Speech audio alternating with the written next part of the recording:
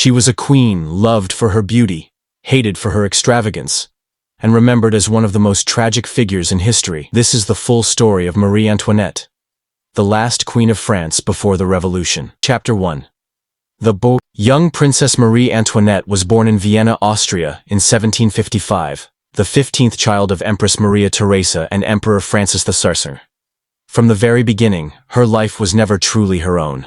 At just 14 years old, she was sent to France to marry the future king, Louis Auguste, later known as King Louis XVI. The marriage wasn't about love, it was about politics. A union to strengthen the alliance between Austria and France. At 19 years old, Marie Antoinette became Queen of France. The people loved her at first. She was elegant, fashionable, and glamorous, the very image of royalty. But soon, the whispers began. She was criticized for not producing an heir quickly. She was ridiculed for being foreign. And above all, she was condemned for her lavish lifestyle. Chapter 3. The Scandals and Madame Deficit. Marie Antoinette loved the pleasures of Versailles, extravagant dresses, jewels, and grand parties. She built a private retreat called the Petit Trianon, where she could escape the rigid rules of court life. But in a time when ordinary French citizens were starving, this lifestyle made her the target of anger.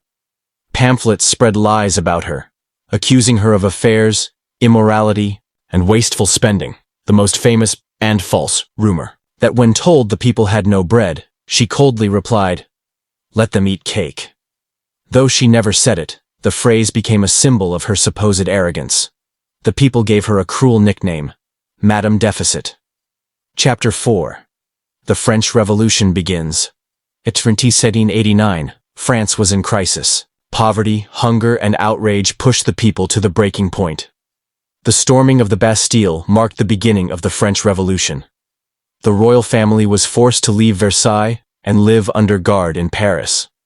For the first time, the queen who had lived in luxury now faced the fury of her people directly. Chapter 5. The Failed Escape. In 1791, Marie Antoinette and Louis XVI attempted to escape France. They disguised themselves and fled toward the border, hoping to reach safety and support from Austria. But at Varennes, they were recognized and captured.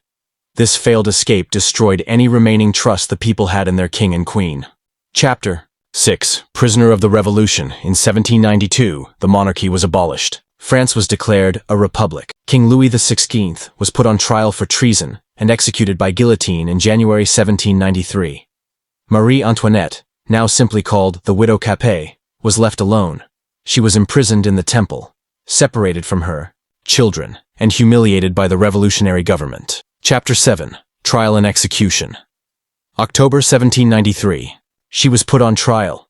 The charges were severe: treason, draining the economy, conspiring with Austria, and even an unthinkable accusation that she abused her own son.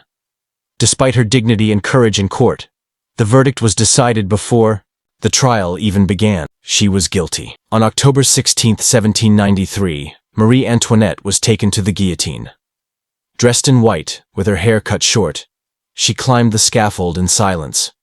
Her final words were an apology to the executioner for stepping on his foot. Moments later, the blade fell. The once glamorous Queen of France was dead at 37 years old. Chapter 8.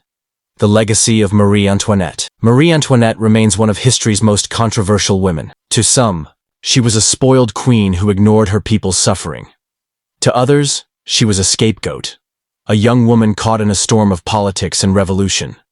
Over 200 years later, her story still fascinates the world, not just as a tale of extravagance and downfall, but as a reminder of how quickly fortunes can change, even for a queen. This was the rise and fall of Marie Antoinette, a queen, a mother, a prisoner, and finally, a tragic icon of history.